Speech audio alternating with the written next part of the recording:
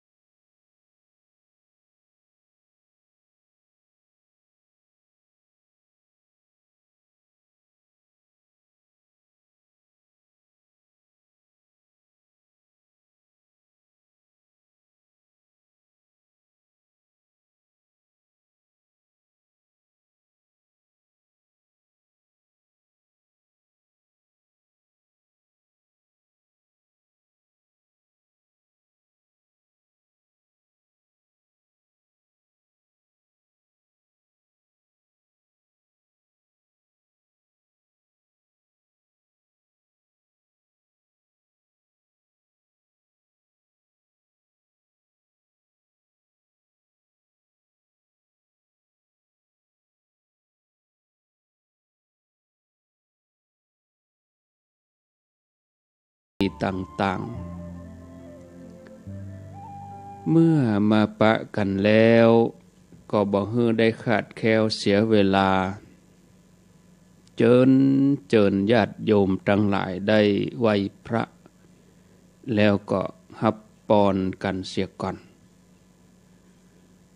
อะระหังสัมมาสัมพุทโธภควาพุทธังภควันตังอภิวาเทมิสวากขาโตภควตาธัมโมธัมมังนัมสสามิสุปฏิปันโนภควโตสาวกสังโฆสังฆังนะมา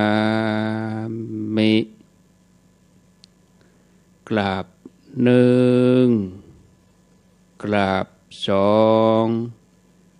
กราบสามกราบนึกถึงกุลพ่อกุลแม่ของเฮาเนอกราบนึกถึงกุลครูบาอาจารย์กราบพระเรียบร้อยแล้วก้อยขยับขยายนั่งฟังก็ได้นอนฟังก็ได้ก็ว่าจะปฏิบัติไปตัวก็ตามใจเอาความสะดวกสบายของญาติโยมท่านทั้งหลายว่า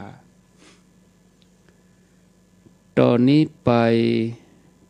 จนทุกท่านได้รับปอนเสียก่อนเพื่อความเป็นสิริมงคลกับตนกับตัวกับครอบครัวกับบ้านจองหอเฮือนสัพปีติโยวิวัจจันตุสัพพะโลโกวินัสสันตุมาเตภวัตวันตรายโยสุขีทีคายุโกภวะอภิวา ตานะสีลิสะนิจจังวุฒธาปจายิโนจัตตาโลธัมมาวะทันติอายุวันโนสุขังปะลัง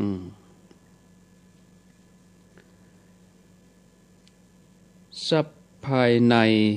แล้วก็ทรัพย์ภายนอกคำว่าบุญเป็นอริยทรัพย์เป็นทรัพย์สมบัติที่ไผ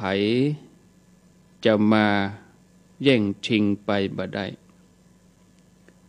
จะซื้อขายไปเสาะซื้อที่ไหนก็บ่มีโจรปล้นไปก็บ่ได้ยามที่เฮามีชีวิตอยู่จิตใจก็สุขสบายยามที่เฮาตายไปบุญก็จะนำพาดวงวิญญาณให้เฮาได้ไปเกิดในภพภูมิที่ดีบุญเป็นอริยทรัพย์ซึ่งต่างกับทรัพย์ภายนอกทรัพย์ภายนอกได้แก่แก้วแหวนเงินทองรถราบ้านช่องเฮือกสวนให้นาสิ่งเหล่านี้มีโอกาสที่จะสูญหายมีโอกาสที่จะผุพังแล้วก็เปลี่ยนมือสืบต่อกันไปบ่มีความยั่งยืนต่อให้โรยร้นฟ้าก็ซื้อชีวิตเฮาบ่ได้แถมเวลาจากโลกนี้ไปก็เอาติดตัวเฮาไปบ่ได้แม้แต่ชิ้นเดียวยามมีชีวิตก็วิตกกังวลว่าจะกลัวหายกลัวเสื่อมสลายกลัวโจรปล้นฉะนั้นญาติโยมยามที่มีชีวิตควรที่จะสร้างแต่ความดีสร้างบุญบารมีมันสวดมนต์เจริญภาวนาประพฤติปฏิบัติธรรมทุกวันวันละนิดวันละน้อยวันละน้อยละน้อยแต่ทำทุกวันก็เป็นการสั่งสมให้นักขึ้นดีกว่ารอเวลาให้ผ่านไปจนร่างกายเฮาบ่ไหวจนเฮาทุกข์จนเฮาเจ็บจนเฮาใกล้ตายแล้วก็ก้อยมาทำบุญมันบัดตันเหี่ยแล้วญาติโยมบ่ดีรอให้ถึงเวลาวันนั้นต้องทำตอนที่เฮายังมีจิตมีใจมีร่างกายมีสุขภาพสมบูรณ์แข็งแรงนี่บ่ดีเพียงตักน้ำใส่ตุ่มให้อุดหูหัวตัวถ้าบ่ได้อุดหูหัวมัวแต่ตักน้ำใส่ตุ่มมันก็จะเน็ดเหนื่อยน้ำบ่เต็มสักเตื้อผู้ที่กึศจะสร้างความดีสร้างบารมีก็บ่ควรดีจะทำแต่บุญกุศลควรขวายละความชั่วไปตัวคือเป็นผู้มีศีลมีธรรมละความเบียดเบียนเมื่อผู้มีศีลมีธรรมบำเพ็ญทานก็จะได้อานิสงส์ยิ่งใหญ่ฉะนั้นบัณฑิตนักปราชญ์ในการก่อนเปิ้นก็ฮือทานเปิ้นก็สมทานศีลก่อนฮือศีลสะอาดบริสุทธิ์เมื่อทานแล้วก็ศีลสะอาดบริสุทธิ์ก็ย่อมได้อานิสงส์เมื่อตุ่มบะมีหอยหัวก็ตักน้ำได้อย่างสมบูรณ์ญาติโยมให้รักษาจิตรักษาศีลรักษาความดีรักษาบารมีอันยิ่งใหญ่ บุญกุศลทั้งหลายก็จะเกิดขึ้นมาในใจทุกอย่างต้องสร้างเองญาติโยมบ่มีไผที่จะจัดสรรปันให้เฮาได้เฮาจะต้องสร้างเองต้องทำเองเหมือนญาติโยมเขาบัดเดี๋ยวนี้ตื่นเจ้าขึ้นมาก็เปิดวิทยุเฮาก็ได้ยินคนเดียวคนที่เปิดก็ได้ฟังคนที่ปิดก็บ่ได้ยินสรรพสัตว์สรรพสิ่งทั้งหลายในโลกนี้ล้วนมีการเปลี่ยนแปลงไปตามกาลเวลาเหมือนดอกไม้แต่เดิมที่เฮาปลูกเคยเป็นต้นไม้เป็นเมล็ดเป็นกล้าพันธุ์ต้นน้อยๆสูงมอกนิ้วก้อยมอกคืบมอกศอกเมื่อเฮาเอามาลงดินบำเมินบานานก็เจริญเติบโตแตกกิ่งใบผลิดอกออกหน่วยให้ความสดชื่นแต่บำเมินบานานดอกไม้ที่สวยงามเมื่อการเวลาผ่านไปมันก็ร่วงโรยเหี่ยวแห้งไปตามกาลเวลาอันสังขารร่างกายของเฮาก็ยังเดียวกันศรัทธาญาติโยมเมื่อเกิดขึ้นมาแล้วก็มีความชรา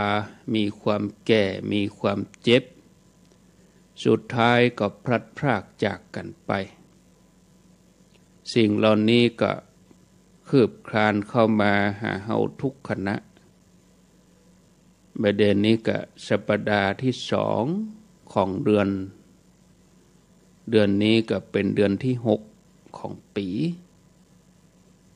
หมายความว่าปี64นี่มาได้เกินปีแล้วท่านผู้ฟังก็เนี่ยเฮาได้หันว่าเมื่อการเวลาเปลี่ยนแปลงไปทุกสิ่งอย่างก็เปลี่ยนแปลงไปทุกวินาทีชีวิตเฮาก็เปลี่ยนไปทุกลมหายใจ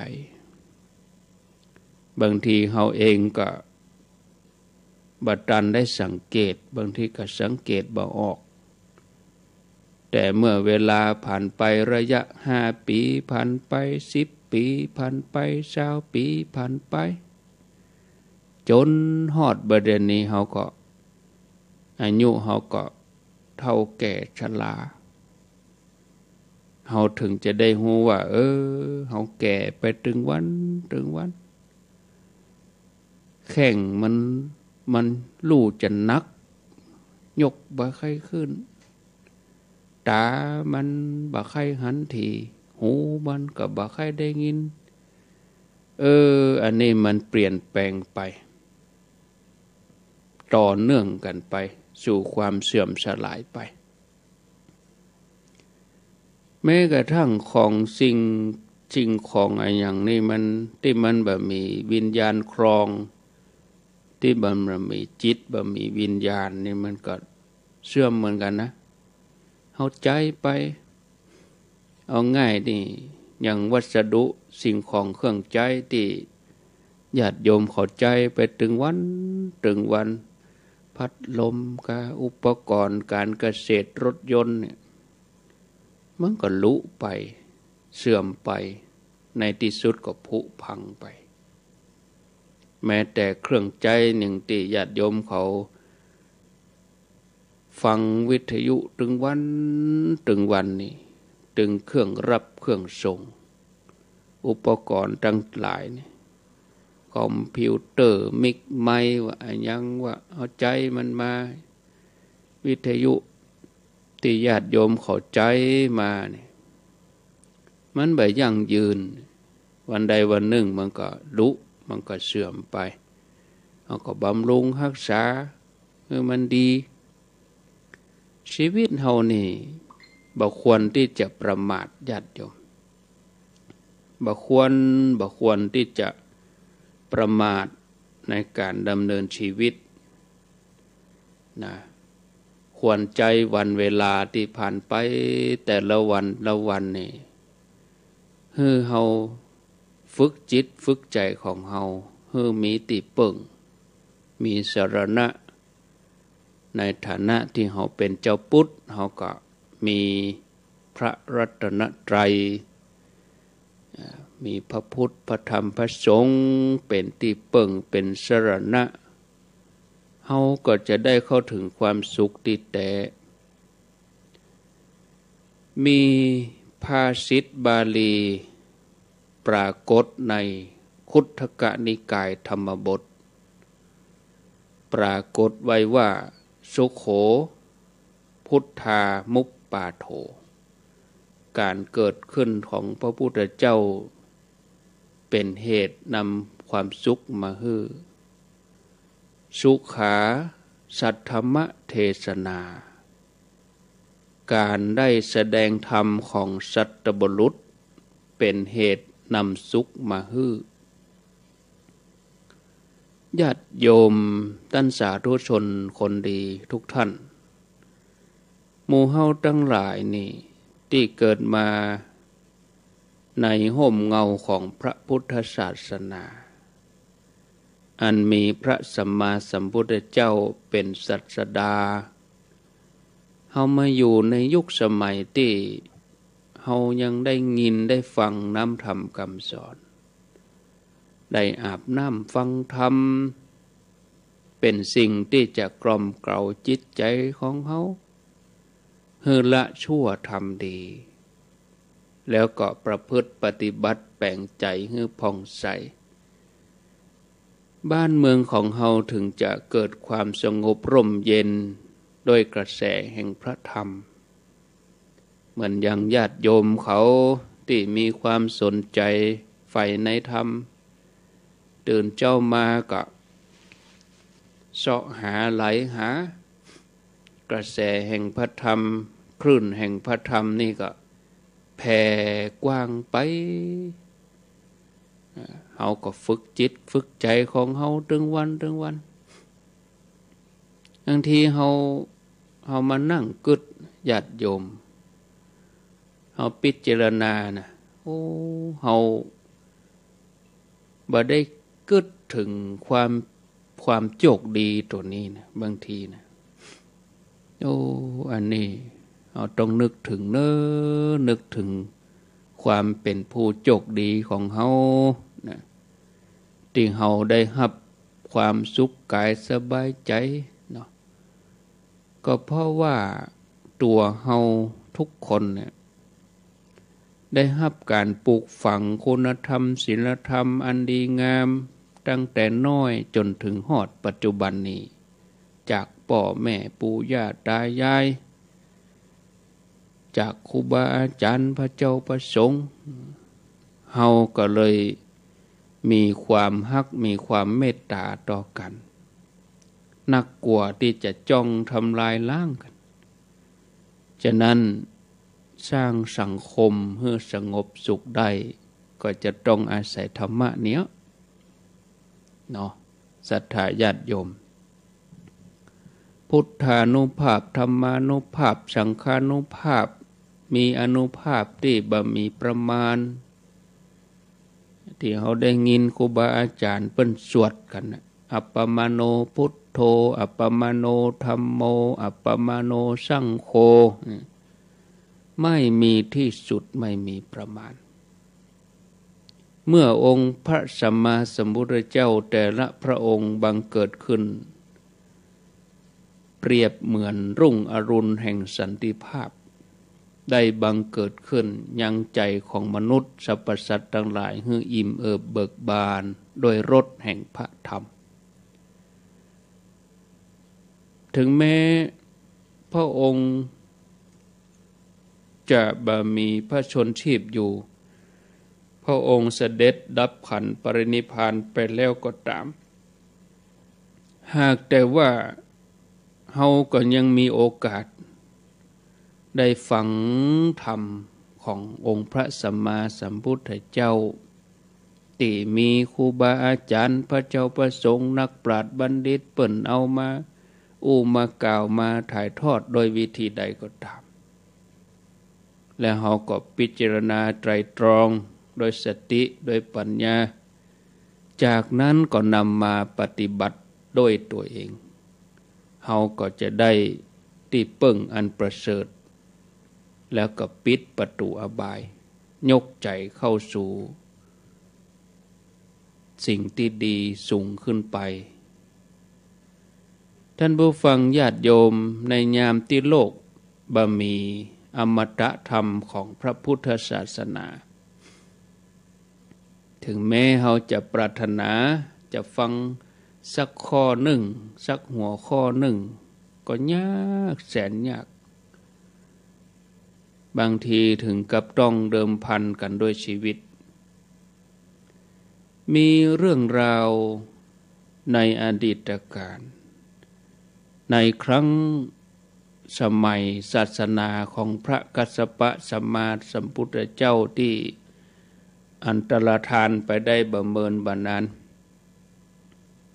พญาเจ้าเมืองชื่อว่าพระเจ้าโสนทกราชพระองค์ทรงปกครองไพร่ฟ้าประชาราษฎร์โดยทศพิธราชธรรมบำเพ็ญกุศลประจำสม่ำเสมอได้บำบัดทุกข์บำรุงสุขให้กับประสบนิกรบ้านเมืองก็เกิดความสุขความสงบมีคืนวันหนึ่งพญาเจ้าเมืองพระองค์ทรงดำริว่าเฮาได้ทำบุญกุศลอย่างสม่ำเสมอบ่ว่าจะเป็นเรื่องของการให้ทานรักษาศีลก็ทำมาอย่างดีบ่มีขาดตกบกพร่องแต่ก็บ่เคยได้มีโอกาสได้อาบน้ำฟังธรรมจากนักปราชญ์บัณฑิตเฮาควรหาโอกาสที่จะไปฟังธรรมจากผู้หูพร่องเพราะธรรมะเป็นที่เปิ้งที่ประเสริฐที่สุดธรรมดาท้องฟ้าที่บ่มีดวงอาทิตย์ตะวันส่องแสงรัศมีรุ่งโรจน์ท้องฟ้านั้นก็บ่งดงามฉันใดยามค่ำคืนก็ต้องมีบ่ว่าแสงเดือนบ่ว่าแสงดาวระยิบระยับประดับท้องฟ้าการที่เป็นพญาเจ้าเมืองก็จะต้องมีธรรมะเมื่อพระองค์พิจารณาอย่างนี้ตกมาเจ้าพระองค์ก็ถามเหล่าอามาตย์ข้าราชบริพารว่ามีไผพอจะจำคำสอนของพระพุทธเจ้าได้พ่องไผพอจะไผพอจะจำได้ทรงถามทุกคนบอกว่าในเขตพระราชวังนอกพระราชวังก็บ่มีไผสามารถจะจำน้ำธรรมคำสอนของพุทธเจ้าได้ปัญญาเจ้าเมืองก็เลยประกาศว่าถ้าไผสามารถนำน้ำธรรมคำสอนของพระสัมมาสัมพุทธเจ้านำมาเล่าให้พระองค์ฟังแม้เพียงบทเดียวก็จะมอบรางวัลประทานรางวัลให้เป็นเครื่องตอบแทนถึงขนาดที่ว่ายอมสละสมบัติให้ก็ได้แต่ก็ยังบ่มีไผสามารถทำได้ในที่สุดญาติโยมพญาเจ้าเมืองก็ตัดสินพระทัยที่จะเสาะแสวงหาโมกขธรรมด้วยตัวพระองค์เองก็จึงสละราชสมบัติแล้วออกผนวดบวชเป็นฤาษีอยู่ในป่าตามลำพังโดยอำนาจแห่งความตั้งใจจริงที่จะเสาะแสวงหาธรรมะก็ยอมสละทุกอย่างแม้กระทั่งราชสมบัติสิ่งเหล่านี้ทำให้ที่นั่งของพญาอินทร์ คือบรรลุกำพลศิลาอาจที่นั่งพญาอินทร์ฮ้อนขึ้นมาพญาอินทร์ก็คือท้าวสกะเทวราชก็เลยแถลงตัวมาเป็นยักษ์ปรากฏต่อหน้าฤาษีก็คือพญาเจ้าเมืองนี่เพื่อจะย่าฮือพญาเจ้าเมืองพระฤาษีนี่ตกใจพระฤาษีหันยักษ์มายืนอยู่ตรงหน้าก็บ่ได้รู้สึกกลัวบ่หวั่นไหวเพราะตัวท่านเองก็เคยเป็นพญาเจ้าเมืองที่มีฤทธิ์มีเดชมาก่อนบ่มีภัยสามารถจะทำร้ายท่านได้พระองค์ก็ทรงพิจารณาไปว่าโอ้ยักษ์ตนนี้มีอายุยืนยาวคงจะผ่านมาหลายเจนคนก็คงจะรู้จักธรรมะอยู่พ่องละก็เลยถามว่าพญายักษ์ท่านเคยได้ฟังธรรมพระพุทธเจ้าพ่องก่อจำมาพ่องก่อเคยได้ยินได้ฟังก่อยักษ์ก็ตอบว่าเคยได้ยินมาพ่องเคยได้ยินได้ฟังมาอยู่พ่องเคยได้ฟังมาเหมือนกันว่ารสแห่งพระธรรมเลิศกว่ารสทั้งปวงถ้าว่าใครฟังมีอย่างจะตอบแทนเฮาพระฤาษีก็เลยบอกว่าถ้าตัวเฮานี่ยังดำรงราชสมบัติเขาจะปูจาธรรมด้วยทรัพย์สมบัติแก้วแหวนเงินทองจะยกราชบัลลังก์ให้เลยถึงหมดเลยแต่ประเด็นนี้เขาสละมาเป็นฤาษีเหลือแต่เพียงร่างกายแล้วก็เสื้อผ้าที่ห่อหุ้มปก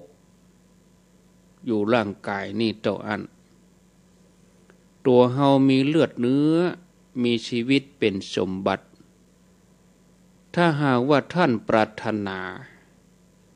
ตัวเฮาเองก็จะปูจาด้วยชีวิตขอให้แสดงธรรมที่ได้ฟังจากพระพุทธเจ้ามาบอกแก่เฮาเตอะเมื่อยักษ์ได้ฟังอย่างอันแล้วก็บอกว่าดีข้าพเจ้าก็บ่มีอะไรอย่างตกต้องมาตั้งแต่เจ้าแล้วหิวอยู่บ่ได้กินอะไรอย่างตั้งแต่เจ้าแล้วโอ้วันนี้โชคดี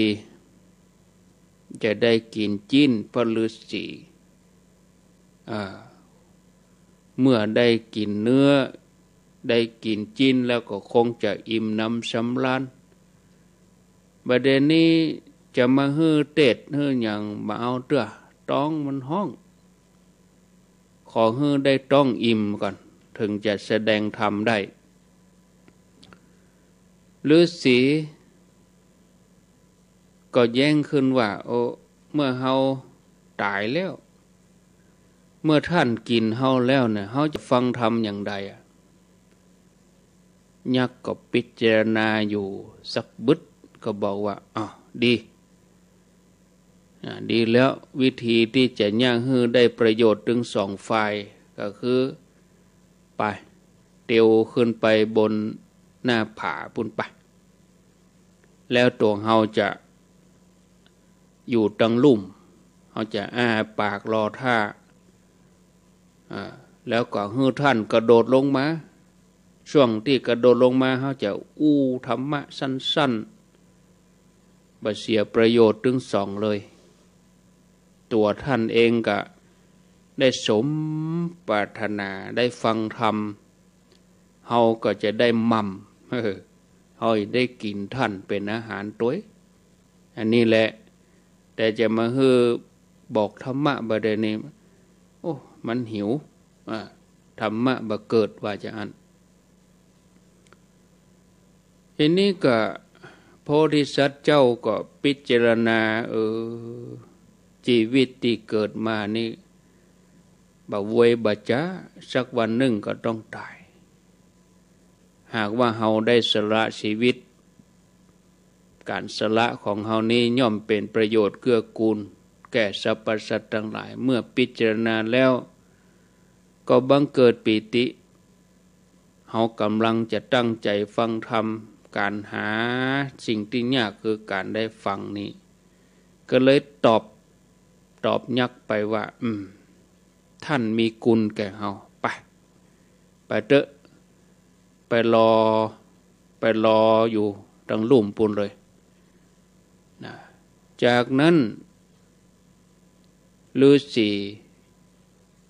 ก็คือพญาเจ้าเมืองในก็ฮื้อสัญญาณแก่ยักษ์ว่าจะกระโดดแล้วเนอะพร้อมกับหลับตาตั้งใจฟังธรรมกลางอากาศยักษ์นั้นก็คือตัวของพญาอินทร์หันความตั้งใจความเด็ดเดี่ยวของพระฤาษีชนิดที่บ่เคยมีไผทำอย่างอี้มาก่อนบังเกิดความปราบปลื้มปีติสละเลือดเนื้อแม้กระทั่งชีวิตยักษ์นี้ก็เลยกลายร่างเป็นพญาอินทร์แล้วก็เหาะขึ้นมา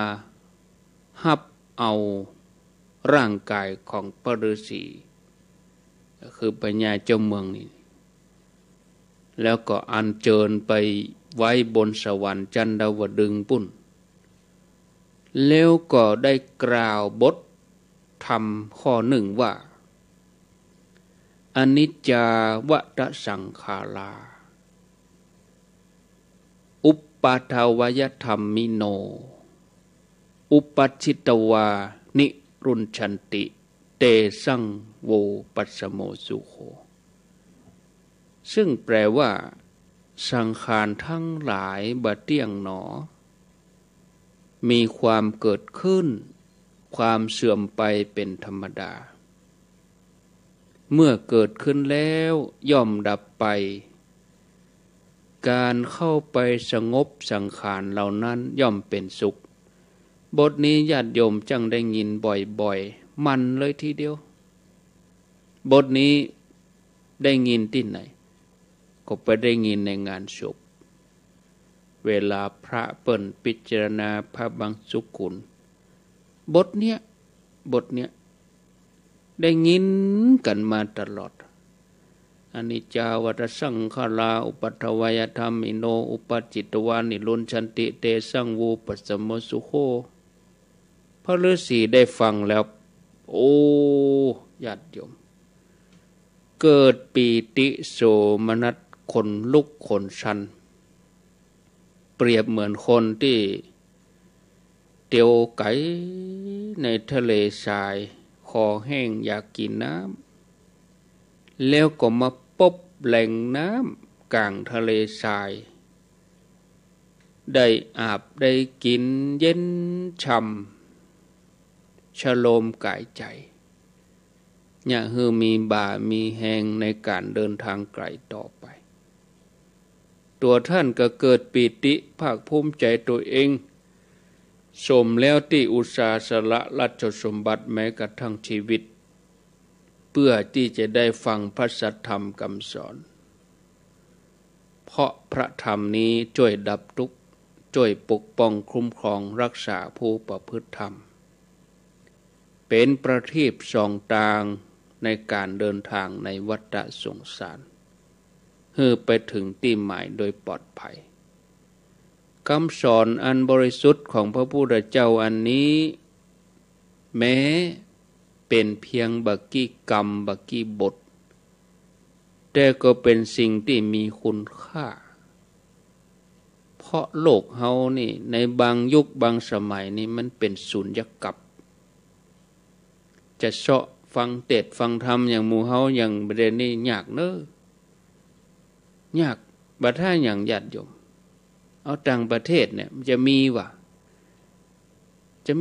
ญาติโยมลองคิดดูเอาไปอยู่บัดถ้าประเทศอื่นจังหวัดอื่นเนี่ยเอาลองไปอยู่จังหวัดอื่นที่เฮาบ่ใช่ว่าตื่นเจ้ามาวิทยุมาตั้งเปิด ปุ๊บได้ยินปั๊บมันจะมีว่าลองไปกึดดู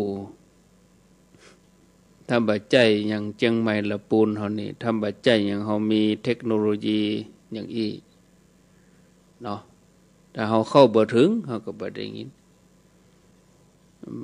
การเข้าถึงนี่ต้องใจต้องเข้าถึงตัวบางทีเฮาพิจารณาดีๆนะถ้าคนเปิ้นเข้าบ่ถึงเปิ้นก็บ่ถึงมันเวลาหมออี้มันหลับกะมันไม่ใช่เวลาฟังธรรมที่ไหนแต่คนที่เพื่อนจะเข้าถึงตีหนึ่งตีสองเพื่อนก็เข้าถึงเพื่อนก็อุ่นเครื่องก่อนล่ะสวดมนต์ไว้ท่าเลยเกียมไว้ก่อนเลยเตรียมภาชนะไว้ก่อนเลยก่อนที่จะได้รับธรรมะนี่ตักตวงเอาเต็มที่เนี่ยอันนี้คือเพิ่นเข้าถึงบางยุคบางสมัยมันเป็นสุญญกัปนะจะเสาะฟังนี่แบบนี้แตกต่างกับยุคปัจจุบันนี่ญาติโยมหมู่เฮาทั้งหลายนี่เป็นผู้มีบุญนะเนาะที่ได้เกิดมาในห่มเงาของพระพุทธศาสนาเฮาได้ยินได้ฟังธรรมกันจนเป็นปกติเลยเนี่ยตีสามมาเป็นปกติตลอดทั้งวันเลยนี่เนาะโอ้เฮามีพร้อมนะเพียงแต่ว่าปรารถนาให้ฟังเนาะก็หาฟังได้บ่ยากเข้าถึงโดยง่ายถ้าเฮาปรารถนาตั้งใจจะปฏิบัติเฮาก็ปฏิบัติอยู่บ้านเฮาได้บ่ต้องไประแวดระวังอะไรอย่างทั้งนั้นฉะนั้นเมื่อโอกาสอันนี้เป็นของดีของเฮามีน้ำธรรมคำสอนของพระพุทธเจ้าเฮามีครูบาอาจารย์พระเจ้าประสงค์เฮามีวิทยุเผยแผ่ธรรมะเป็นที่ปึ่งเป็นสรณะโอ้ศรัทธาญาติโยมชมแล้วเกิดมาจับนี่ฉะนั้นญาติโยมทั้งหลายก็พิจารณาสิ่งเหล่านี้ให้ดีเนาะก็ขออนุโมทนาด้วยวันนี้อยู่ด้วยกันเพียงชั่วโมงเดียวเนาะกำเดียวเวลาตีสี่ก็จะเป็นตุลุงโอธรรมะภาคภาษาไทยใหญ่แล้วก็มาปะธรรมาทำกรรมก็ตีห้าเนาะตีสี่ถึงตีห้านี่ก็ตุลุงโอก็ไล่หากันเนาะศรัทธาญาติโยมเพราะว่าพี่น้องไทยใหญ่เปิ้นมีนักหนา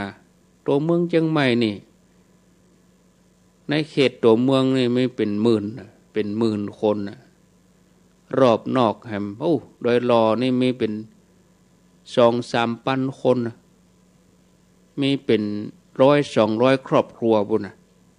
เฉพาะโดยรอนี่นะแล้วก็มีอำเภอบ้านโฮงอำเภอเวียงน้องเปิ้นมาอยู่ตามสวนตามอย่างเนาะเปิ้นมารับจ้างเป็นนั้น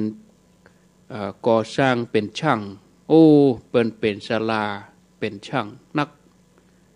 อันนี้เขาก็ควรจะมีธรรมะพี่น้องตั้งแม่อายตั้งฝางเนี่ยมีนักว่ะถามพี่น้องญาติโยมตั้งป่าแดงปุ่นแม่อายปุ่นพี่น้องใจใหญ่มีหลายก็ตั้งเพนักกะเกิงค้อนปุ่นก็เนี่ยตั้งแม่อายตั้งฝางเนี่ยเขาก็ไล่หากันเด้อศรัทธาญาติโยมอย่างธรรมะภาคภาษาปากญอเนี่ยภาษากะเลียงเนี่ยเขาก็ไล่หาเนี่ยประชากรเปิ้นก็หลายแต่เขาฟังยังเขาหมู่เขาก็รับเหี้ยตั้งเลยกาปุกก็ว่าจะฟังเปิ้นก็ได้บางกรรมก็หูอยู่นะเขาหมู่ก็รับเหี้ยมาถ้าไป ตำหนิบัดถ้าไปว่าอย่างแล้วบางคนเขาจะฟังเนี้ยเอาละอาจารย์นั่นนะเอาพระครูตัวนี้ฟังตัวนี้แล้วตนอื่นบ่ฟังเนี่ยเอาบ่เป็นยังเขาบ่ฟังเขาก็ปิดเนี่ยเขาก็พักผ่อนเขาก็ไหว้พระใจเวลาชั่วโมงนี่ก็ไปอาบน้ำเยอะไปอาบน้ำแล้วก็จะได้ฟังธรรมเนาะชั่วโมงนี่มันแป๊บเดียวต่ออันศรัทธาเนอะแป๊บเดียวก่อนที่จะได้พักได้ลาเนี่ยก็อนุโมทนากับคณะเจ้าภาพเสียก่อนที่เปิดตั้งเจตนาอุปธรรมเป็นอินเทอร์เน็ตปวารณาไว้บางครั้งเปิ้นก็ทำตามโอกาสที่เปิ้นพร้อมก็บ่ได้กำหนดกฎเกณฑ์อย่างแล้วแต่เจตนาแต่อันนี้เปิ้นปวารณาไว้จะช่วยแบ่งเบาเป็นเดือนไปเลยเดือนแล้วก็ยังมีที่เปิ้นปวารณาไว้จะทำเป็นครั้งละปีไปเลยทำเป็นปีไปเลยบ่ต้องได้กังวลอะไรอย่างแล้ว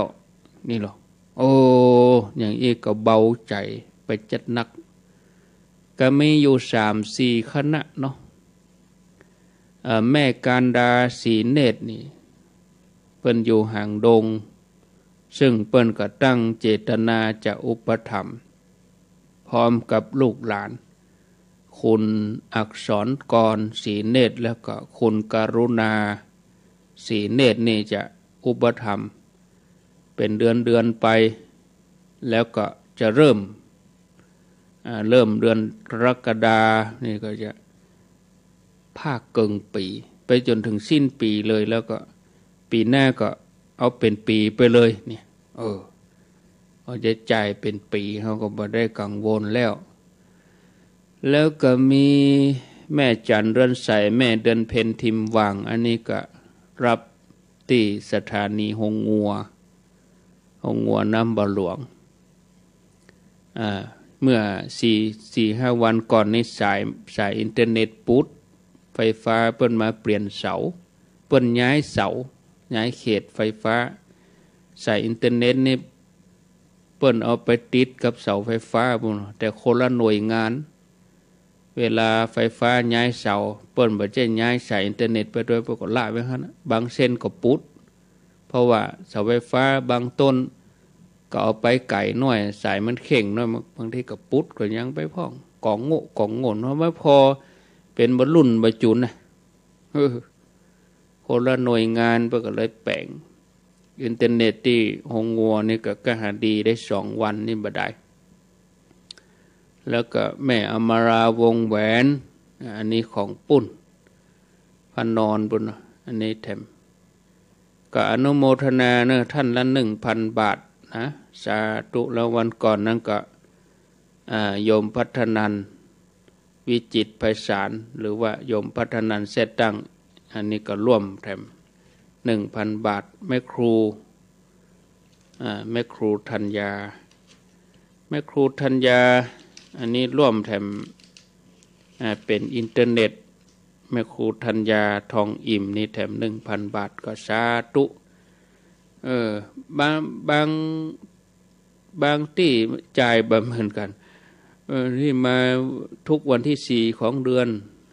แต่ที่วัดนี่มาทุกวันที่27ของเดือนมาเหมือนกันก็เลยจะต้องได้ที่ญาติโยมขอเปิ้นหอมมาก็เอาไปชำระไปเป็นเดือนไปเนาะก็อนุโมทนาก็เบาใจไปกูเตือนนี่ไปเด็ดไปบรรยายที่ไหนญาติโยมเปิ้นได้ยินเปิ้นก็หอมว่าระยะนี้มันโควิดโควิดนี่มันได้ไปไหนมันได้ไปไหนก็เอาวิดหมดแหละญาติโยมตีนแขวนตึงยึงอย่างห่มผ้าตวบชั้นหน้าหนาวนะจักตั้งหัวตั้งตีนก็วิดห่มตั้งตีนตั้งหัวก็เย็นเนี่ยมันเป็นนี้ก็บ่เป็นหยังนะ ประเด็นนี้ก็ญาติโยมกับถ้าไปวิตกกังวลก็เบาใจมีเจ้าศรัทธาเปิ่นแบ่งเบาภาระไปก็โอ้อนุโมทนาเนอะส่วนรายชื่อนั่นก็จะไปอ่านตี 5บนเท่าวันก่อนก็ไปงานศพเนาะงานศพที่ม่อนฤาษีแล้วก็ไปไป2 ที่วันก่อนนั่นก็แล้วก็นี่ก็โยมเปิ้นเอาฝากมาก็บ่ได้อ่านแต่ว่าก็บ่ได้เข้ารายการสักคำมาเจ้าโอ้เพลียตากแดดล่ำไปจุงศพกะแล้วก็ปีกมากับเนี่ยการทำงานที่วัดบ่ทำก็บ่ได้นะบุคลากรมีน้อยวัดกว้างพระเนนมีน้อยปลูกต้นไม้ที่ปลูกก็ปลูกที่ตัดก็ตัดที่เพี้ยวก็เพี้ยวเองก็เมื่อวันก็บ่ทำเก่ามาเจ้ามาก็ได้เห็นสักชั่วโมง2 ชั่วโมงฮอนเหลือแก่ก็ย่างแดดฮอนเมื่อวันก็พักมาค่ำมาก็ทำเห็นชั่วโมง2 ชั่วโมงอย่างนี้โอ้ศรัทธาญาติโยมก็จะต้องอย่างนี้มันเตื้อมันก็จะมานั่งจัดรายการวันที่ก็บัดสมบูรณ์เนาะญาติโยมเองเขานี่ญาติโยมเขาก็ถึงเวลาญาติโยมเขาก็ได้ฟังแล้วหรอแต่เวลาอื่นเนี่ยอาตมาเขาก็ปฏิบัติงานอื่นไปเข้าใจกันเนาะเอาละนึลาไปก่อนเนาะลาศรัทธาไปก่อนโอ้อย่างมออกนี่จะเข้ารายการตุลุงโอต่อไปนี้ก็ฟังตุลุงโอแล้วก็เดียวก็ค่อยปะอาตมาทำกรรมเวลาตี 5สวัสดีเนอะอายุวันโนสุ